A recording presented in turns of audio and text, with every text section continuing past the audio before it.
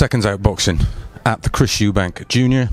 Arthur Abraham press conference in association with Sauerland Boxing and ITV Box Office. Absolutely delighted to be joined by Eubank Jr. himself. Hi, Chris. How you doing, man? I'm really good. What's your career massively from when you turned pro? Because you didn't have very much of an amateur career, although you made waves in state Golden Gloves championships, didn't you, in America?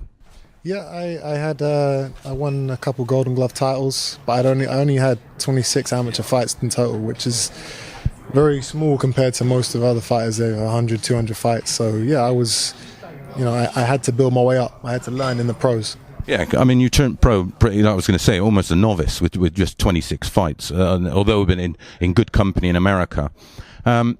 I'm fascinated. Your style, I spoke to your father earlier, and I think you've taken the best bits of everybody you've had anything to do with. Would you agree? That's always been my goal, to kind of watch the greats, to train with the greats, and take their best attributes and add it to my own fighting style. Floyd Mayweather, Senior and Junior, Mike McCallum, my father. Freddie. Yeah, all these guys I kind of trained with and around and watched and absorbed what they do and tried to emulate in my own style. Having sort of watched you fight live but never got that close to you, actually a lot bigger than I expected for a middleweight. Most middleweights are sort of 5'9"-ish, but you're fairly thick set on top. Was this jump to super middleweight a conscious thing, or is it just purely you want to make a statement and start chasing belts? It was an opportunity that arose that I took. Guys didn't want to fight me in the middleweight division, so I had to move up to middleweight, super middleweight. But that doesn't mean that I'm going to stay here. There's great fights to be made at middleweight, so it's kind of whatever opportunities present themselves first, I will go for.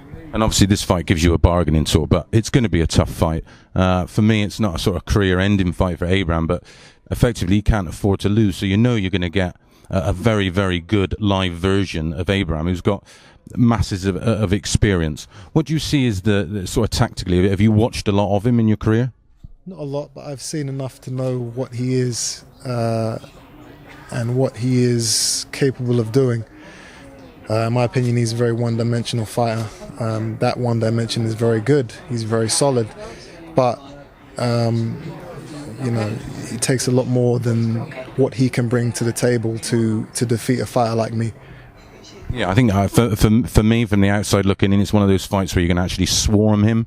And I personally think you're going to do something that's never been done before, apart from a TKO, is get the stoppage because of the volume. I think the ref might have to save him, but make no mistake, I'm not going to undersell this, but this is a great fight. When Barry Hearn comes out and says this is a box, this is a pay-per-view. It's a genuine pay-per-view fight, and it comes with risks.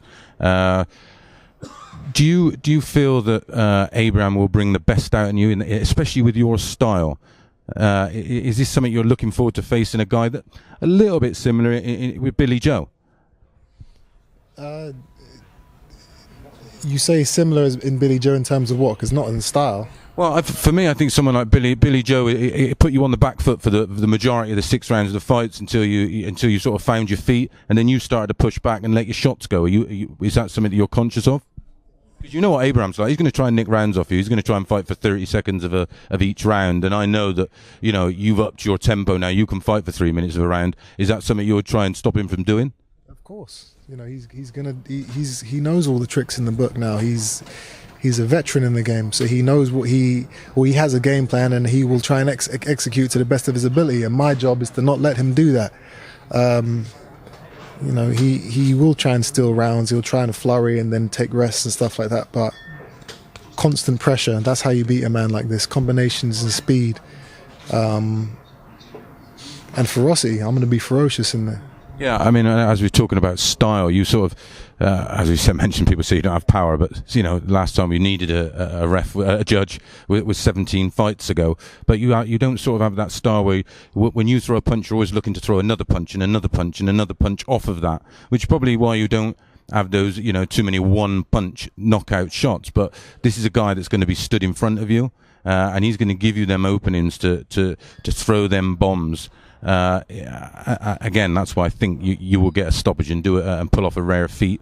And I know it's hard to look past these kind of fights because it's a dangerous fight for you. But is Groves the one that you sort of would be a natural makeable fight?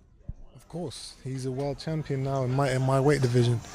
So that puts him at the top of my hit list, next to James DeGale. That's a fight I've heard you all day talking about, with several journalists. That's a fight that sort of, you really seem to have the bee in your bonnet about that fight. That's a fight you really want. It's a fight that I want, and it's a fight that the public want, and that makes it a fight that has to happen. It's a natural fit. It's a domestic clash of two champions, and it does make sense. Well, thank you very much, Chris. Thanks for your time, and I'll speak to you very soon. Thanks a lot.